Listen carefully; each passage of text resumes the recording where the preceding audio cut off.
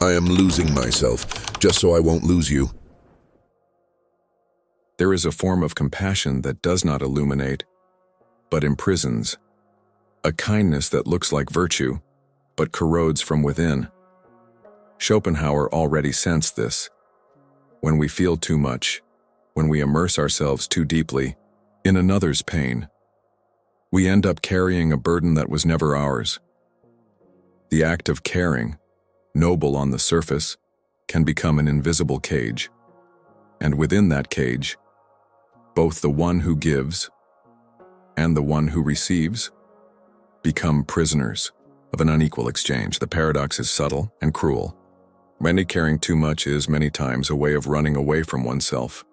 The fear of loneliness wears the mask of generosity. The need for control disguises itself as unconditional love. The anxiety of rejection hides beneath silent sacrifice. The outside, a calm face. On the inside, an exhausted soul. The one who gives beyond their own limits doesn't realize they are slowly fading. Like a flame that lights everything around it, but consumes itself until nothing remains. This silent tyranny does not shout. It does not impose itself with visible violence. It seeps in, like a fog. At first, it feels like devotion. Later it becomes weight. The heart, instead of expanding, contracts. The giving, instead of nourishing, poisons. And slowly, resentment appears. Fatigue appears. A subtle dissonance emerges, whispering, "I am losing myself, just so I don't lose you." The price of this imbalance is high. The body wears down, the mind fractures, and the soul drifts away from its own essence. But we must face this dilemma without guilt. It is not about blaming those who give too much. It is not about condemning kindness. It is about recognizing the invisible line between love that frees and care that enslaves, between compassion that strengthens and compassion that corrodes. That line is subtle, almost impossible to see, but essential to recognize. There is a hidden wound carried by many who overgive. It is not obvious at first sight. It wears the clothing of generosity, of altruism, of devotion. But beneath the excess, there echoes a distant childhood cry, a silent attempt to stitch together what was torn by neglect, rejection, or abandonment. In such cases, caring is not born of wholeness. It is born of an unresolved void. What looks like love and is in truth a veiled plea. See me. Do not leave me. Do not abandon me again. The heart that gives without measure believes its intensity is proof of purity. But beneath the gesture lies a secret pact with emptiness. Many confuse being needed with being loved. They make themselves indispensable so they won't be discarded. They give more than they have because long ago, they learned it was the only way to be seen. This excess is not love. It is a transaction. It is a hidden bargain disguised as generosity. Here lies a clash of frequencies. Overgiving does not vibrate with abundance, but with scarcity. It does not flow from fullness, but from the hunger for validation. One who loves from lack does not truly love. They search in another a mirror that confirms their own existence.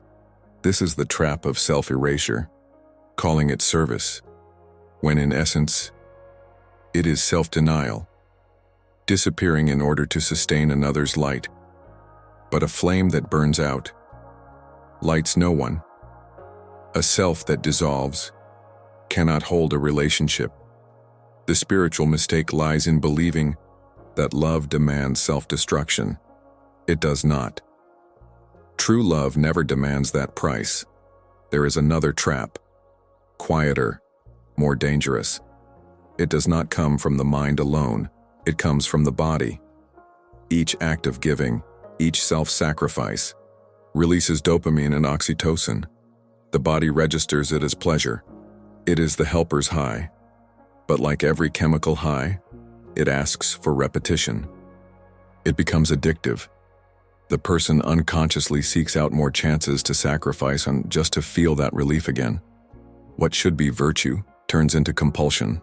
At first, there is euphoria, then emptiness. The brain seeks approval, but the nervous system pays the cost. The body enters a constant state of stress. The smile outside hides the anxiety within. The high lasts seconds. The crash lasts days. This is the cruel paradox. The body believes sacrifice is life-giving, but the outcome is exhaustion. This conditioning can be broken, not with blame, but with clarity. True satisfaction does not come from losing yourself. It comes from presence. Life is not found in depletion, it is found in wholeness. And care that comes from wholeness does not addict, it flows. Jung revealed the archetype of the martyr, the one who unconsciously identifies with suffering. For the martyr, pain is proof of love. Carrying another's cross is proof of worth. Sacrifice is the only way to deserve existence. But behind this myth lies escape. Many sacrifice not out of authentic love, but because it is easier to carry another's pain than to face their own silence. It is easier to play savior than to stare into the mirror, and so they try to save others, to avoid saving themselves. They love excessively, so they won't have to confront their own emptiness. But this kind of compassion is not light. It is disguise. It is control dressed as virtue. This is the shadow of the archetype. Confusing love with self-dissolution, confusing compassion with imprisonment. Love does not demand that you disappear. It asks that you remain whole alongside the other, yet the danger grows. This deformed love often becomes tyranny. What begins as care ends as captivity. Overprotection creates dependence. Over-sacrifice creates chains. The other does not grow. The giver does not expand. Both are trapped in a dance of imprisonment. Schopenhauer warned, compassion without balance does not dissolve suffering. It multiplies it. Excess does not heal. It perpetuates. But there is a liberating truth. Saying no is also love. Protecting your own limits is compassion. Only when we stay whole can we allow the other to become whole. Love is not imprisonment. Love is freedom. The image of the candle shows us this. Its flame lights the room, but consumes the candle to the end. Such is care without balance, light that destroys its source. But true love is like the sun. It shines without burning itself out. Its source is inexhaustible. It does not destroy itself to shine. It shines because it is. Balance is not selfishness. It is fertile ground. It is where love grows. It is where compassion takes root.